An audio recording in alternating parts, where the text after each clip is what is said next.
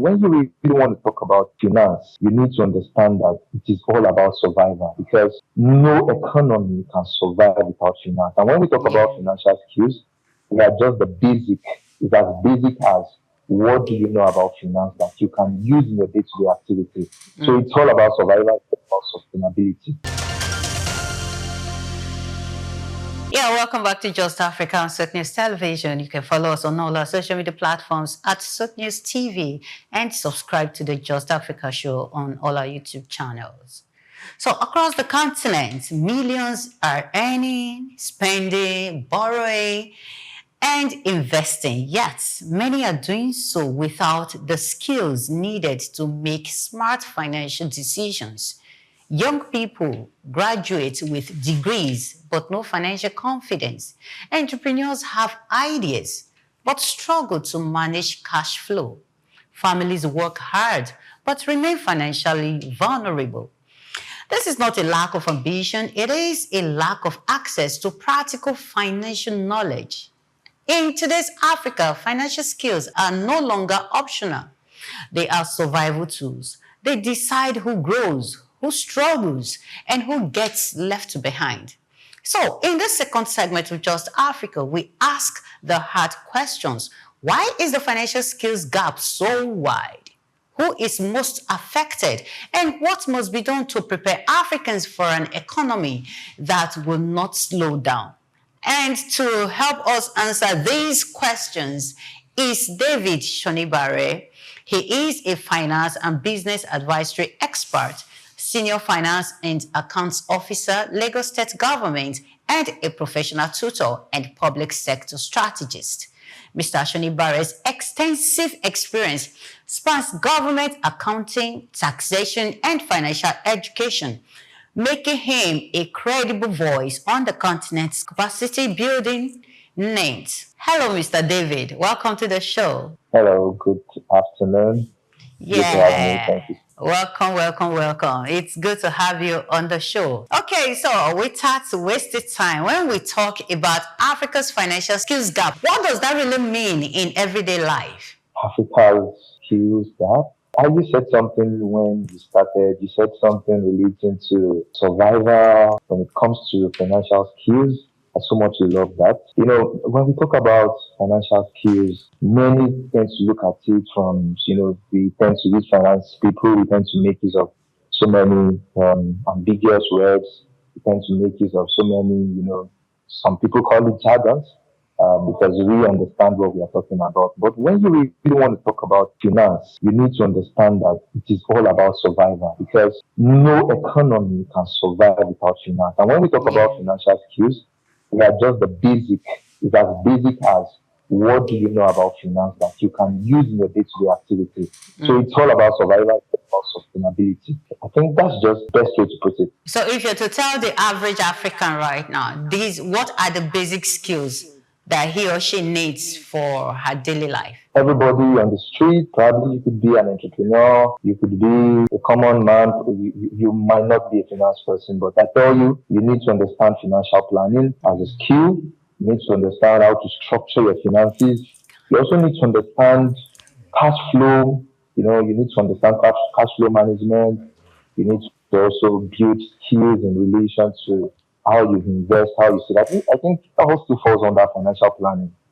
So those are the skills I believe for every person that wants to really do something or wants to have a hold on their finances in this particular 2026. It's paramount that you understand or you have these basic skills.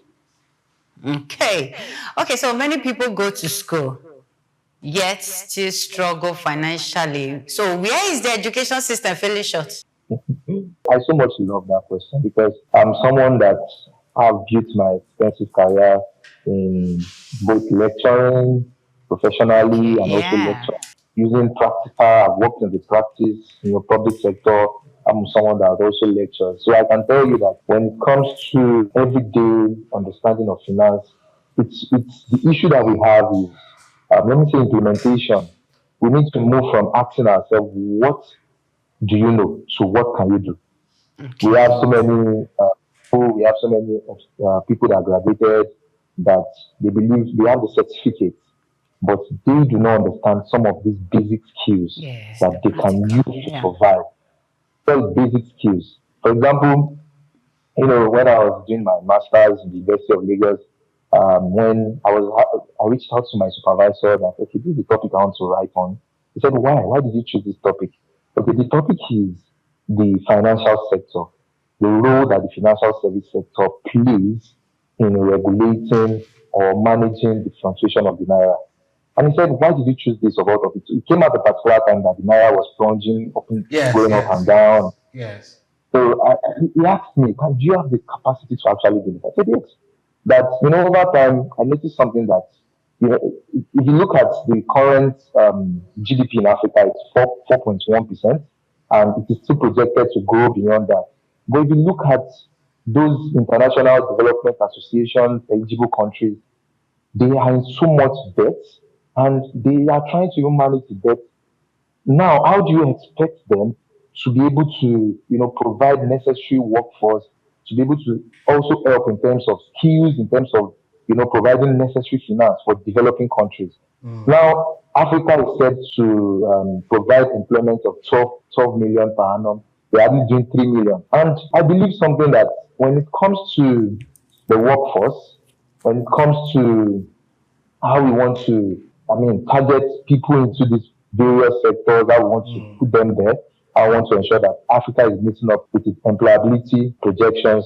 We need to ensure that people have basic skills, and financial skills is one of it. In developed countries, you don't have to hold cash, let's say cash, hold physical go and purchase a building, you can easily access a mortgage. How many people have luxury of that here? The financial inclusion is low. How many people can just walk up to the bank and draw an overdraft? Many people don't even know that they can use an overdraft. Many people don't understand, something as basic as budgeting. But you see youth today holding certificates in finance, holding certificates in economics, That's the holding irony. certificates in account, and they cannot do these basic things. So we need to have a paradigm shift from, what do I know to what can we do?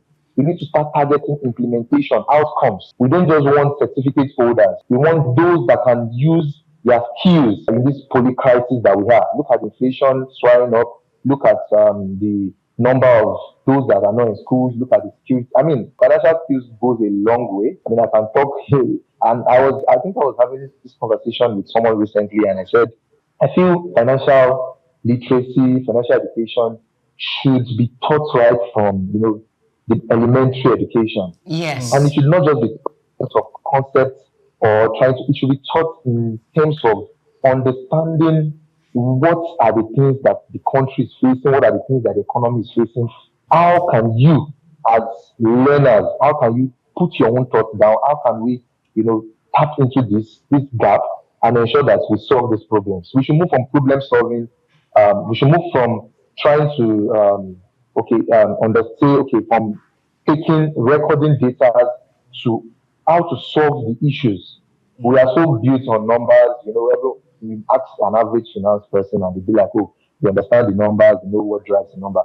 What about tackling the root cause of issues, crisis in the economy? I think that's just what financial skills should be all about. Thank you, Mr. David. I know you are a tutor, at the same time, you are a financial expert, right? Thanks so You much, sir. spotted a gap, right? And it's obvious that the schools are not doing enough. What are we not teaching right? Or what are we not teaching? Because now, from the conversation we've been having with my co host, it's been looking like we are throwing shades at people who went to commercial class in secondary school. No. And then they do whatever things in commercial university.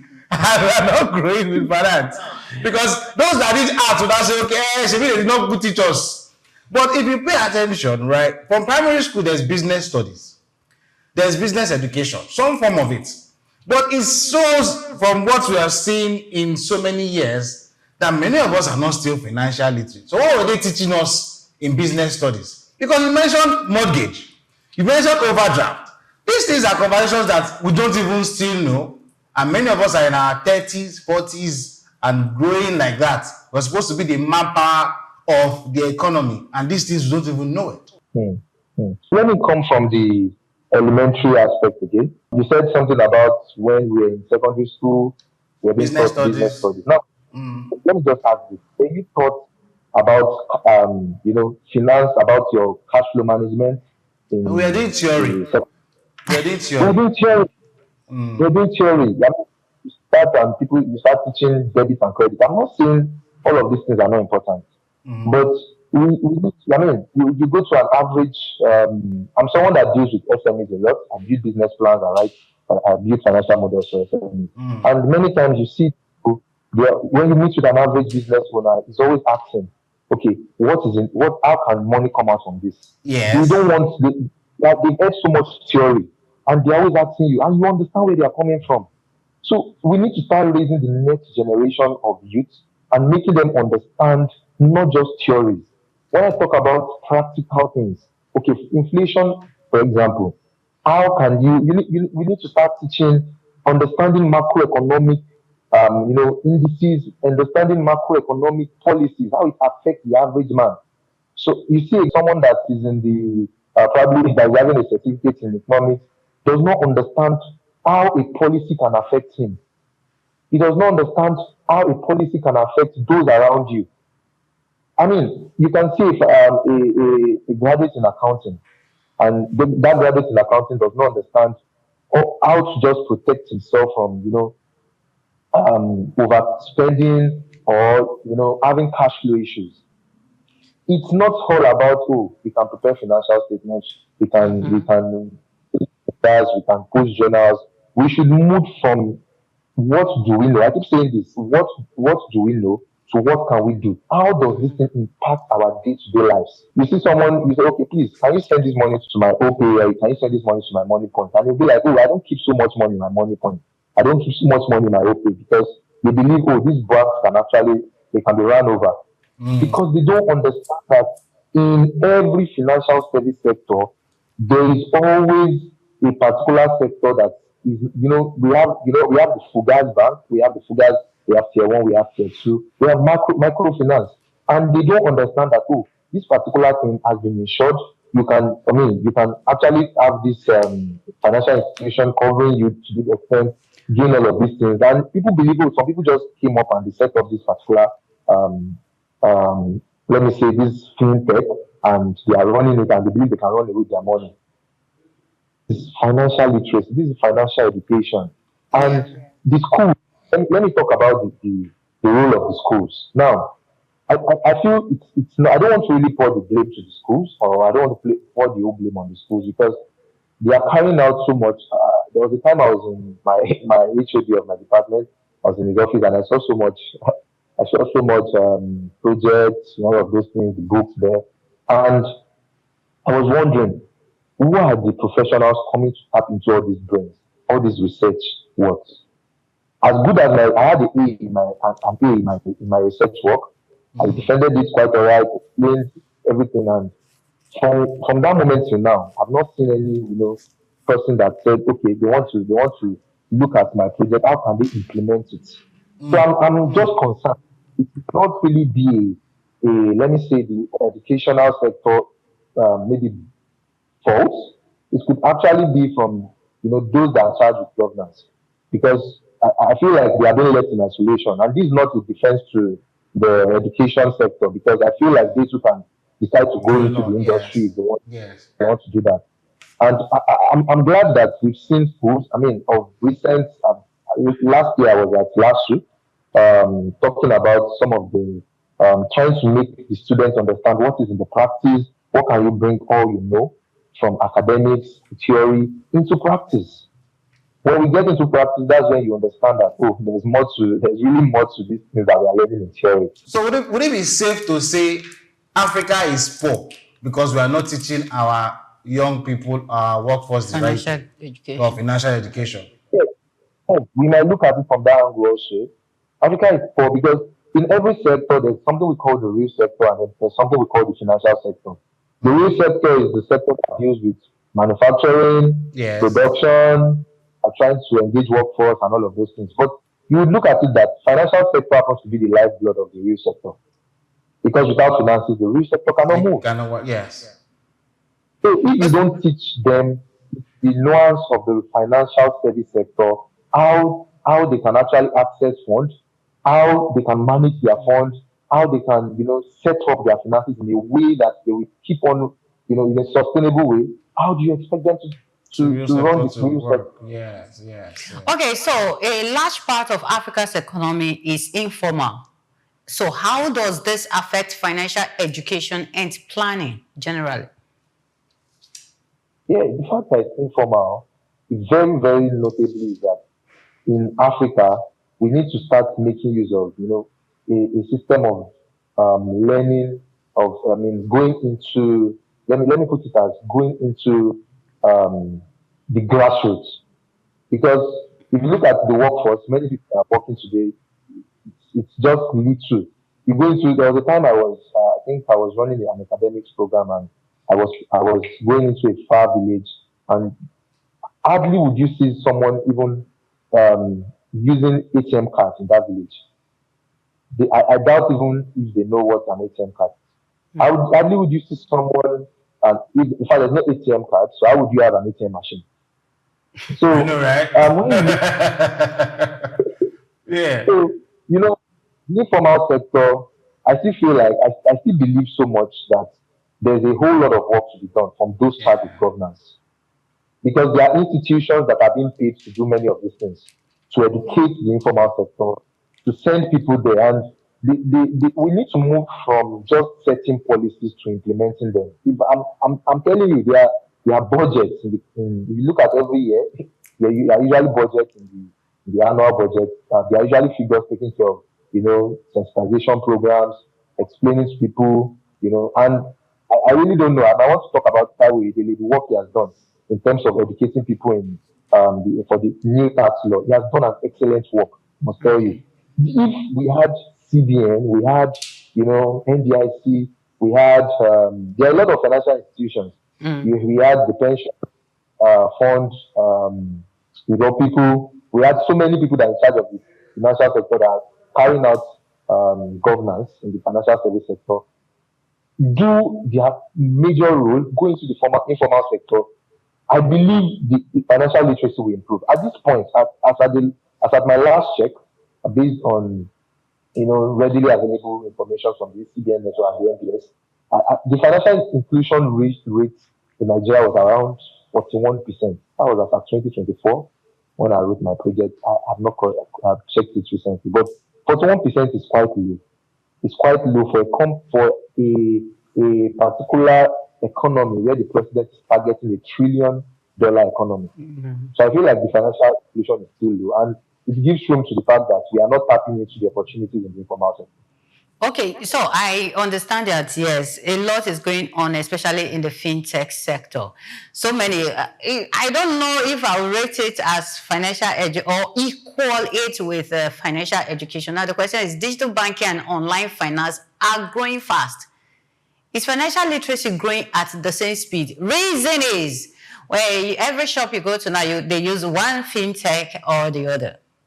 Everybody has it. One person is it, but there are still some persons that still do not believe in it, just as you rightly said earlier. So, would you say financial education is growing at the speed at which digital finance is going? I believe we must give credit to technology, what technology has been doing of late. Fintech is one of those, major industry that's causing disruptions in the financial Yeah. service in the earth. And I must give it to them because those guys are doing a whole lot of work. They are putting a whole lot of work, looking at, how can we, increase inclusion. Because now the other day I was on the bike, and I was going somewhere, and the guy did not have, I gave him a particular amount, he did not have balance with me. So I just told him, he's an Aboki guy. I just told him, can I do transfer? I was surprised. He said, you can do transfer. He said, okay, okay. Wow. I was impressed because I must give it to them. It's our people are people that are resistant to change. When change comes, we are very skeptical about change. Yeah. We believe, we will not take our money away. And you see the so much education that these people are putting into, expanding that financial inclusion. And I must give it to fintech, to be very honest. They are doing, from the fintech angle too, there are some areas that they can upgrade on. But so far, they are doing so much work, and I must give them their credit. I must give them, if not for fintech, I mean, we might not be able to, have that full, economy where we don't want to make use of cash. We don't want to be predominantly, making use of cash Yes. just the same way targeting. You look at how, everything that looking at, you know, monetary policies that the CBN has been adopting recently, they've been making use of a lot of contractionary monetary policies just to reduce cash in circulation. So you see, recently they even said they want to start putting a percentage on when you are doing deposit or over the counter withdrawals in a week. They said, okay, we are in this particular band, we deduct this, we deduct that. All of these things are contractionary monetary policy, and they are just trying to look for a way that people will start using online banking, they'll start using reducing cash in circulation. So these are also means or medium through which they are just trying to ensure that people get into the financial system. A Yeah. lot of people are still not within the financial system. Mm. The financial system entails not only the banks. What about those in the rural area? What happens to those in semi-rural areas also? By implication, where I work with the government and startup Mm. that is on that is rural development, Lagos State Center for Rural Development. And over time, when we've gone into the rural area, I'm like, so there are still villages like this in this Lagos. There are still people that are not. It's And shocking. you see, the call Lagos is okay. Do you Okay. Yeah. Emmanuel doesn't want me to ask this question, but I will ask. Okay. Do women face unique challenges when it comes to financial skills and access? think the You say, women man. face Yes. Do women face unique challenges? hmm, yeah, would I say they are to an extent because I'm someone that aside my government role, aside my lecturing roles, I also like to help people gain necessary skills in areas of finance, like financial modeling, how they can write business plans, how they can carry out valuations, FP&A. And over time, I noticed something that when you look at the inclusion rates, male in class are usually more than females in class. But recently, you see, they've been putting in the work. And if you now look at it very well, I'll be very honest with you, you see the dedication that women are putting. And this thing it's not even about me trying to like support the women and all. I believe, when you see the dedication, you see the zeal, you even see their level of intellectual capacity, you will be forced to say no, they are really doing well. So I don't think they are being challenged. Any challenge that they are going to have, I think any limitation that women will be facing now, probably it is in their minds. So Mm. I don't know. The access is there. You see ALX giving women, scholarships. You see, there are a lot of I can keep mentioning and on. Some programs that are trying to like bring women into financial education, give them financial education, give them those finance skills. So I really don't think they are having that challenge. Like I said, Okay. any challenge that they would be maybe self-construed like, or constructed challenge. So I Yeah, think I support that motion, my brother. Because they would say what the woman can do that means they can do it better than the men. Whatever challenge, let them at least also look for ways to go about it. Abby. But then again, I know you have affiliations with ICANN and CITN, right? I was in secondary school when ICANN became a thing because I remember then they used to hold classes in some of our classrooms. They used to do it in the evenings. But since then till now, would you say they've been able to help in the financial knowledge or at least grow so that I don't look like they are doing more of theories over these years and they solve this our problem? Because like I said, ICANN I don't know how many years those people have been there, but have they contributed to helping this knowledge gap close up? thank you so much for that question. Yeah. As a professional tutor myself, I lecture both at ICANN, professional tuition houses with ICANN and also CITN. I would say it's improving. I'll be very blunt, very, very honest with that. It's improving. Over the years, we've seen several syllabus upgrade, and Okay. I would let me take you far back as 20 2000 down to 2010, 2011. There was a particular period where ICANN, all what ICANN was just teaching for majorly, theoretical based, you know, not trying to simulate what will happen in practice. So you see, Okay. 2014, some ICANN introduced the very, that was a pivotal moment for ICANN, to be honest. They introduced the particular course that is at the professional level called case, it's called case study. They introduced case study, and according to what we heard that they benchmarked some international professional institutes, and like for example, the ICA, the Institute of Chartered Accountants England and Wales. And the Institute of Chartered Accountants England and Wales told them, see, this particular case study that you guys want to start testing, case study as a course is something that let me call it like you are being seen as a professional already. Then they give you a life case to access, they will test a whole lot of skills. But when we calculated the number of skills that are being tested under that particular course, it was close to 100. And I'm not kidding you, it was close to 100.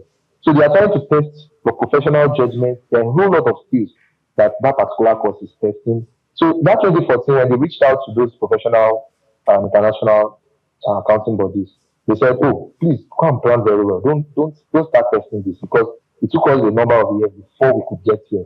So it won't be fair to your students to start testing this now, to start bringing in this now." And I said, "Don't worry, we'll take care of it." I didn't believe I can went back and they didn't wait a year and they started implementing it. And from there, going forward, you see that ICANN has grown.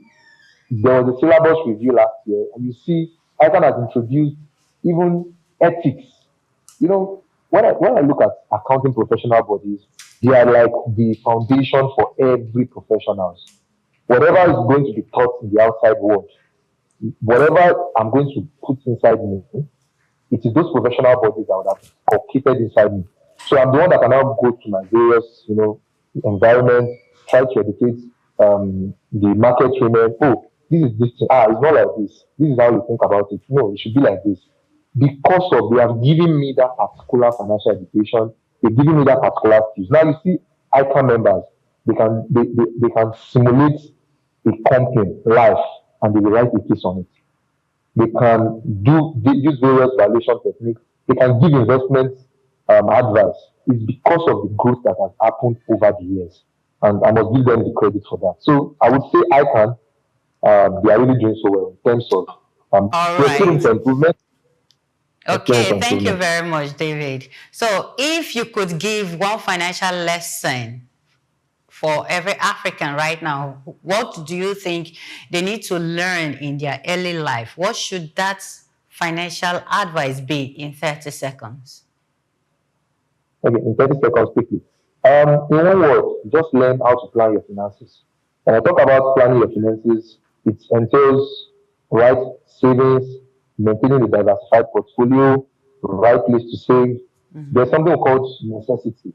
There's something we call necessity And and once. maybe Once. frivolities. There are Yes. some particular things that you need to spend on necessity. Know the amount of your income that's coming in, what you need to spend on necessity, what you will need to reserve as investment or savings, or what you now need to spend on probably for, there's something called snub appeal. If Yeah. there's any chance for that, you can decide to spend money on it. So that's just what I would advise. And a lot of, we have financial Jennifer, we have, I don't know if this financial Jennifer, she's doing so great in educating financial education, with Okay. Tracy, we have Abzat, Pamela, a lot of my professional colleagues are doing so well. So I'm glad, I'm Wow. glad. Those are the things you should learn. Yeah, thank you so much for coming on the show. We really appreciate your time.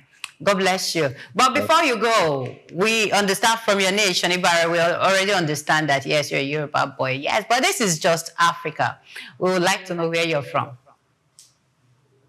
Yeah, I'm from Nigeria. From Osun. State. Yeah, for those that are watching, that's not, that's not Nigeria. Okay. I'm Nigerian. Then I'm from Osun State, Elisha to be precise. Ilesha. Okay, so what do you speak there in Elisha? We speak Yoruba, definitely. Okay, so you use Yoruba to say hello to all our viewers and tell them to keep watching Just Africa. All right, give me some minutes to process myself. I know what- so, gbogbo ara wa tó wà nílé lóko lọ́nà ẹ ṣé tẹ́ darapọ̀ mọ́ wa lórí ètò Just Africa. A fẹ́ rọ̀ yín pé ẹ máa wo Just Africa lóòrèkóòrè. Ẹ ṣé gan. Thank you Ẹ very ṣé much. gan, ẹ ṣé sà. I hope when we call on you next time, you'll be available to join us on the show again. My pleasure.